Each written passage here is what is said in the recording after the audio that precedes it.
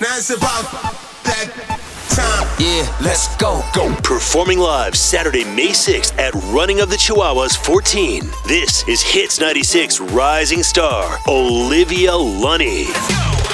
Hits 96, Chattanooga's #1 hit music station. Gino D here with you, and I have the pleasure of being connected via Zoom to one of our rising stars for this year's Running of the Chihuahuas, Olivia Lunny. Olivia, thank you so much for doing this. Thank you so much for having me. I can't wait to perform this year. Oh, it's going to be so much fun. And I'm not sure what you've been told behind the scenes so far about Running of the Chihuahuas. I know that in your career, you've done many events. I know you had a little TV experience. You've kind of done it all. But this event in particular is very unique when it comes to please enlighten me, because I have lots of suspicions and I don't know exactly what this is. With a name like Running of the Chihuahuas, people go, so what exactly is happening here? Essentially, you're going to be performing for us, and you're going to be opening up for hundreds of little Chihuahuas. Okay? Amazing. Honestly, best audience ever. I'm a dog person, so this is great news. Oh, perfect. So this is right up your alley. And what we do is there's a big Chihuahua community here in Chattanooga. Of all places, we discovered this about 15 years ago. This is our 14th annual Running of the Chihuahuas. Wow, this is incredible. This is crazy. And we've had some pretty big stars, be our rising stars. So you're on the list now with AJR and Boys Like Girls. And that's just to name a few. We've had numerous stars come through and become our rising stars. So it's quite the honor. Thank you. Oh my gosh. After you perform, then we go into the races. We're going to have a best dressed contest. People like to dress up their little Chihuahuas, and we just have a ton of fun. And then, of course, we get it down to one Chihuahua, the fastest of them all. And oh my gosh. I have to ask, has it been the same winner over and over? Or actually, it's funny enough that you say that, because the last 2 years that we've done this, there has been a repeat winner. No way. Chihuahua's name is Lil Bit, and Lil Bit has already signed up for this year. So it could be a three. It could be a three. Well, I mean, I always like to root for the underdog, but I do hope that Lil Bit does well this year. Well, there'll be plenty of underdogs to root for as well. Amazing. So it's going to be a ton of fun, and that's coming up on Saturday, May 6th. In fact, anybody listening right now, they can go to our website and register their Chihuahua to still sign up, and we're looking forward to that big event. But let's change gears a little bit, because you're going to be performing for us. We're already playing your song Timezone that we absolutely love. But let's get to know Olivia a little bit. How did you get into music? From my research, I learned that you've been doing it for quite some time, probably the age of 12 and 13. I think you wrote your first song at 12. You've been playing guitar for quite a while. Yeah, absolutely. Roots right now. How'd you get into it? Yeah, well, first of all, thank you for playing Timezone. Honestly, it means so much. I'm so excited. Yeah, I mean, I just grew up around music tons in my household. My parents just immersed me in like live concert DVDs back in the day when I guess DVDs were still a thing. And I would listen to music on road trips and on the way to school. So it was definitely just always around me. And then when I was about 12 years old, my dad taught me guitar. He taught me about 3 or 4 chords, and I just very instinctually started to write songs. And I haven't really looked back since. So after I learned guitar, I started gigging locally. I'm from a place called Winnipeg, Manitoba in Canada. And it's also freezing there year round pretty much. So I was inside a lot. And I think that's why Winnipeg has so many incredible musicians come from it. Absolutely. And you say that a big influence, you've said in the past anyway, is actually from your dad. Yeah, 100%. Yeah, so he grew up playing in rock bands for fun, but he's definitely living vicariously as I continue down this journey of music. So it's really cool. It's definitely full circle and special. Yeah, it's nice to have somebody in your corner that you can trust and be there for you. Absolutely. When it comes to songwriting, how do you approach it? I know different artists have different ways of going about it. I like to ask this question to everybody I get the chance to sit down and talk with. So how do you approach songwriting as an artist? Yeah, that's a good question. I mean, I think when I first started, it was just I would pick up my guitar or I'd sit at the piano and I myself would write the full song. But now that I have so many amazing collaborators and co-writers, I think how I'll come up with an idea will be very sporadically and randomly, which is great, but also kind of inconvenient sometimes when there's no creativity flowing. But I'll just record on my phone a little melody, or I'll just record a little like instrumentation that I have, and I'll kind of take it to a session, and then collaboratively we'll write a song. But I definitely draw a lot of inspiration from my own life for sure. Absolutely. Do lyrics come to you first, or is it more of the melody in the music?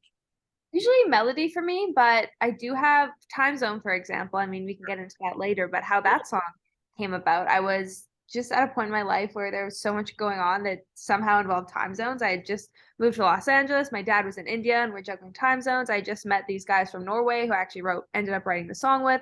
So there's just so many time zone things going on in my life. So I jotted down that word time zone that I ended up taking into the session. So yeah, I mean, inspiration is truly always happening all around. You just kind of have to hone into it. And I need to write down stuff more because I mean, inspiration's everywhere. I talked to M. Byhold not too long ago, and she says that words just come to her. They just absolutely just come to her, and that's why she uses the voice memos, much as like Yeah, you mentioned. So, yeah, I guess inspiration hits in different ways, and if it does, you got to go with it. exactly. 100%. That's pretty awesome. I want to talk a little bit about your launch, so to speak, because you were mentioned on a Canadian television show. You ended up winning the show called The Launch. It's from CTV in Canada. And for those that may not know what that is, it's kind of an American Idol type music talent competition show. What was your experience like for that? Because I'm sure that was pretty remarkable. And then to end up winning the whole thing. I mean, it was quite the whirlwind. I think TV in general too is just a whole other industry, and there's so much that goes on behind the scenes and all this stuff. But it was really a positive experience for me. There's honestly just such an incredible team, and it was very real. I think reality shows sometimes get a bad rep. They do stuff for ratings and all this, maybe just because it's Canadian and for very nice people. I'm not sure. But yeah, it was really about the artistry and the music, and I really loved my experience on the show, and it definitely did launch me into, I guess, the Canadian music scene. And just, I got to meet so many incredible collaborators and people who I'm still in contact with today because of the show. So yeah, I'm definitely grateful to that show because I'm here now, get to do some awesome stuff and sing the Chihuahuas. This is great. Yes, exactly, exactly. Coming to Chattanooga, you said it was your first time coming to Tennessee. Yes, it is.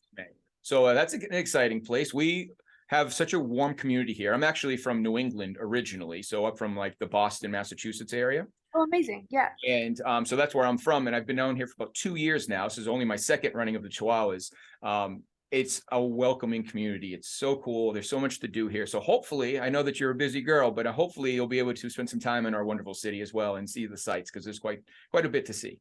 Of course, I think I'm actually flying in the day before, so I'm gonna have some time to fill. So I'll have to get some suggestions from you. Perfect. Yeah, we have one of the longest pedestrian walking bridges that I think is in the nation. No way. Beautiful, beautiful bridge. They call it the Walnut Bridge, and it goes from one end of the Tennessee River to the other, so you can cross over. And I mean, that's just the tip of the iceberg, as they say. So there's plenty to see, plenty to see. Amazing.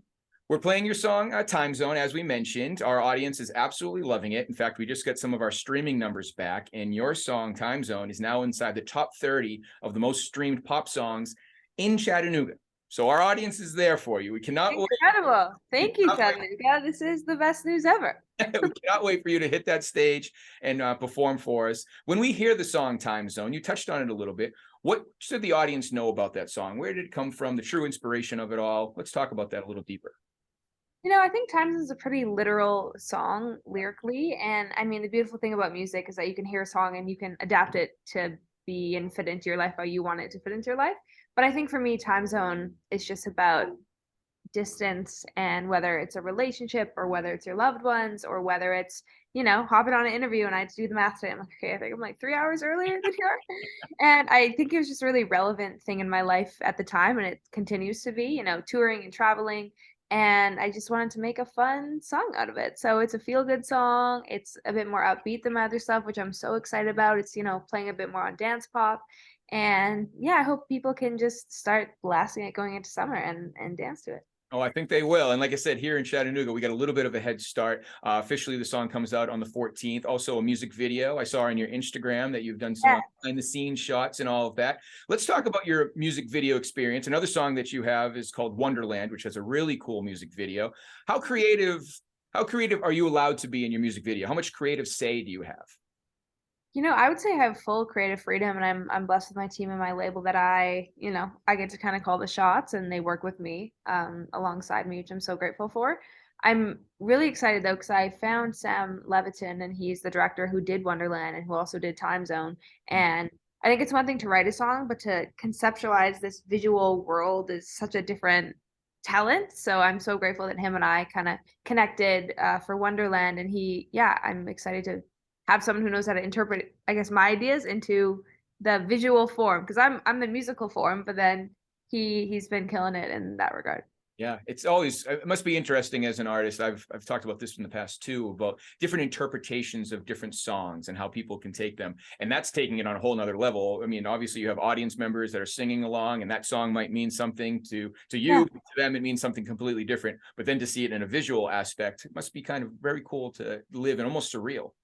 Yeah, it's so cool.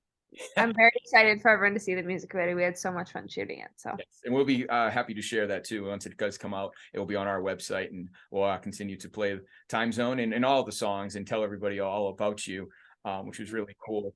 We're super excited to see you live, of course, coming up on Saturday, May 6th, as we are. It's the Running of the Chihuahuas 14. What can people expect to be a part of when you're on the stage? What's a live experience like with Olivia Lunny? it's a good question. It totally, I guess at the end of the day, whether you play for an hour, whether you play for 10 minutes, for me, I just love to take the audience on a journey and feel things, because that's the universal experience that we're all going through. We all feel sadness, we all feel happy, we all feel, excited. And I think that's just been something that I've been really working on in my live set, is just like taking people on a journey and taking them in the moment. Because I think nowadays it's so easy to like pick up your phone and just, not be where your feet are and be in the moment. So I'm hoping that people can just have fun and dance a little. And yeah, I mean, Chihuahuas though, it's a whole different niche. So I don't know. Yeah, it's definitely a different audience than you probably performed for before, because most of them will be holding little dogs. But at the same time, it is a great community. We are so happy to have you come and join us. We have so many things going on in addition to the performances. Of course, for you, we have a live DJ that will be there continuing the tunes. We also have all kinds of vendors and food trucks, and it's really kind of a Cinco de Mayo celebration, which I know is big here in America. I don't know if they celebrate in Canada as much as we do here, but that's kind of how it all started, as a Cinco de Mayo celebration. So we're super excited for having you be one of our rising stars. Thank you so much again. I'm very excited to check out the food trucks too. I love food, so this is going to be amazing. So we're looking forward to that. One final question: what else is in the future plans for Olivia? More music, more shows. I haven't announced some certain things, but I mean, if you follow me on social media or Spotify or Apple Music or all the things, just at Olivia Lunny, Olivia and then Lunny, and you can stay up to date with all my stuff. Yes, and of course we can link up too, because we're friends already with Olivia, and that's at Hits 96 Radio and hits96.com, and of course on Facebook. Olivia, thank you so much for the time. We greatly appreciate it, and we can't wait to see you on Saturday, May 6th at Running of the Chihuahuas 14. Of course, I will see you very soon. It's 90.